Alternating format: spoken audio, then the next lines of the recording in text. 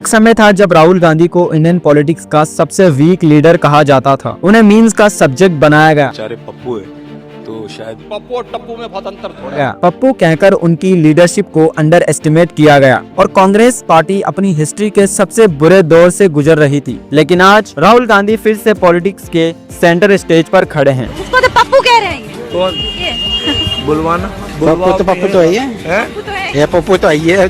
तू सबसे बड़ा पप्पू है। 2024 के इलेक्शन के बाद वो लीडर ऑफ अपोजिशन बने, रायबरेली सीट से बड़े मार्जिन से जीते और कांग्रेस पार्टी ने एक बार फिर अपने कार्डर में जान डाल दी। यह है the impossible comeback of Rahul Gandhi, एक कहानी एक आम लीडर के बदलते नैरेटिव की। राहुल गांधी 19 जून 1970 को न्यू दिल्ली में पैदा हुए। राहुल भारत के सबसे प्रभावशाली परिवार से हैं। राजीव गांधी के बेटे, सोनिया गांधी के पुत्र, इंदिरा गांधी के पोते और जवाहरलाल नेहरू के परपोते। कैम्ब्रिज यूनिवर्सिटी से एमफिल की पढ़ाई करने के बाद उन्होंने 2004 में अमेठी से लोकसभा चुनाव जीतकर अपना पॉलिटिकल करियर शुरू किया। शुरुआत में उन्हें कांग्रेस के फ्यूचर लीडर के रूप में देखा गया, लेकिन 2014 के लोकसभा चुनाव बीजेपी के नरेंद्र मोदी के वेव के सामने कांग्रेस के इतिहास के सबसे बड़ा झटका साबित हुए।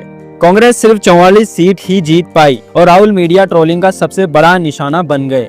2019 में उनकी अमेठी से हार ने उनकी इमेज को और भी कमजोर कर दिया और उन्होंने कांग्रेस प्रेसिडेंट के पद से इस्तीफा दे दिया। लेकिन यही गिरावट उनके नए सफर की शुरुआत बनी। 2022 में राहुल गांधी ने भारत जोड़ो यात्रा के जरिए अपने पॉलिटिकल इमेज को बदलने का सबसे बड़ा कदम उठाया। कन्याकुमारी से कश्मीर तक 4000 किलोमीटर की पद यात्रा ने उन्हें आम लोगों के साथ डायरेक्टली कनेक्ट किया और उनके एक सीरियस लीडर होने की तस्वीर बनाई। 2024 के इलेक्शन में राहुल ने रायबरेली से बड़े मार्जिन से जीत हासिल की और कांग्रेस को 99 सीट्स तक ले गए, जो पार्टी के लिए एक बड़े रिवाइवल का संकेत था। इंडियन अलायंस के जरिए बीजेपी को कई सीट्स पर चैलेंज करने के बाद राहुल गांधी को लोकसभा का लीडर ऑफ अपोजिशन बनाया गया। एक दशक बाद कांग्रेस के लिए ये एक बड़ा माइलस्टोन था।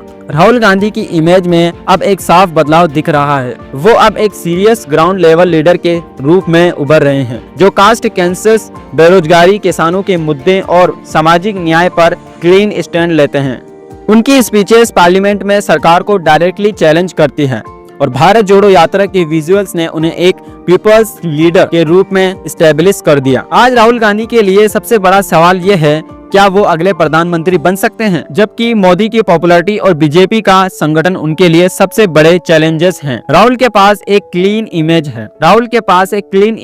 यूथ कनेक्ट और अपोजिशन का लीडरशिप है, जो उन्हें 2025 में इंडियन पॉलिटिक्स के सेंटर स्टेज पर रखता है। राहुल गांधी की कहानी एक रेयर पॉलिटिकल ट्रांसफॉर्मेशन की मिसाल है। एक ऐसे लीडर जो कभी मीम्स का निशाना थे और जिनका करियर समाप्त माना जा रहा था, वही आज देश के अपोजिशन के सबसे बड़े चेहरे बन चुके हैं। ये कमबैक ये साबित करता है कि इंडियन डेमोक्रेसी में नैरेटिव कभी भी बदल सकते हैं और एक लीडर की इमेज को उसका काम और डेडिकेशन ही डिफाइन करता है। तो दोस्तों, ये थी राहुल गांधी के इम्पॉसिबल कमबैक की कहानी, एक ऐसे लीडर की कहानी जो एक समय पर ट्रोलिंग और क्रिटिसिज्म का सबसे बड़ा निशाना थे और आज देश के अपोजिशन के सबसे बड़े चेहरे बन चुके हैं। आपको क्या लगता है, क्या राहुल गांधी अगले प्रधानमंत्री बनने की राह पर हैं या अभी उन्हें और लंबी लड़ाई लड़नी पड़ेगी? अपने विचार हमें कमेंट्स में जरूर बताएं। अगर आपको ये वीडियो पसंद आई हो तो लाइक करें, अपने दोस्तों के साथ शेयर करें और ऐसे ही पॉलिटिकल स्टोरीज और हिस्ट्री के एनालिसिस के लिए चैनल को सब्सक्राइब करना ना भूलें। मिलते हैं अगले वीडियो में एक नए पर्सपेक्टिव के साथ। बाय।